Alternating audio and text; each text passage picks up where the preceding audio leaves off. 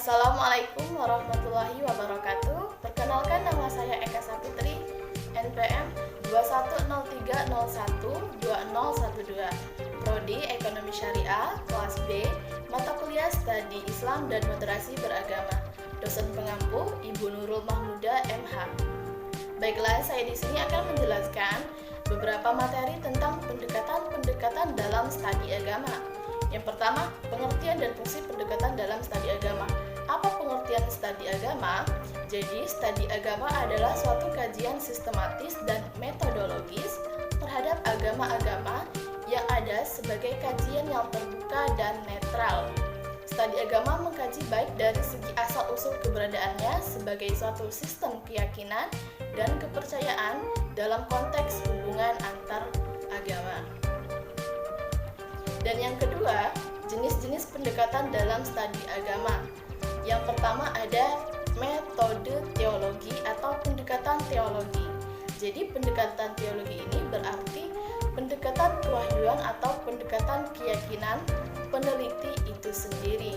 Adapun yang termasuk ke dalam penelitian teologis adalah penelitian yang dilakukan oleh para ulama, para pendeta, rahib, terhadap suatu subjek masalah dalam agama yang menjadi tanggung jawab mereka, baik disebabkan oleh adanya pertanyaan dari jamaah maupun dalam rangka penguatan dan mencari landasan yang akurat bagi suatu mazhab yang sudah ada.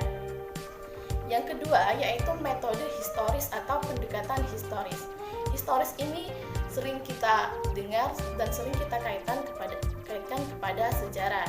Jadi, sejarah atau historis adalah suatu ilmu yang di dalamnya dibahas sebagai peristiwa dengan memperhatikan unsur tempat, unsur waktu, objek, unsur latar belakang, dan pelaku dari peristiwa tersebut.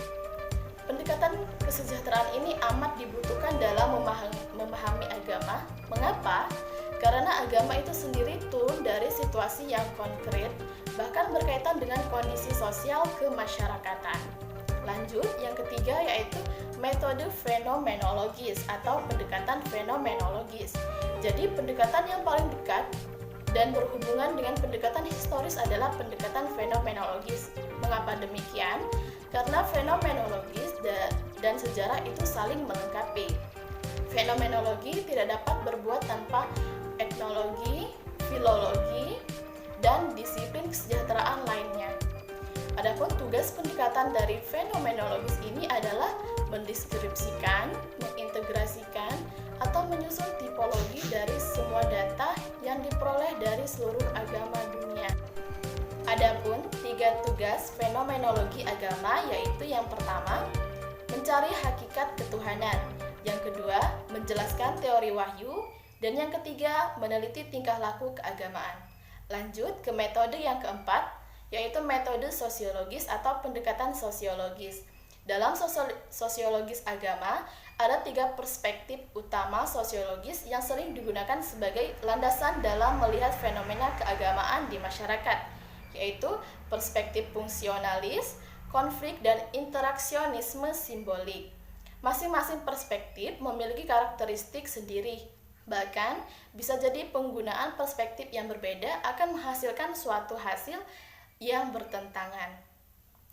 Yang C, perlunya pendekatan interdisipliner dalam studi Islam. Apa sih perlunya? Jadi pendekatan interdisipliner adalah kajian dengan menggunakan sejumlah pendekatan atau sudut pandang perspektif. Dalam studi misalnya, menggunakan pendekatan filsafat, sosiologis, historis, dan juga normatif secara bersamaan.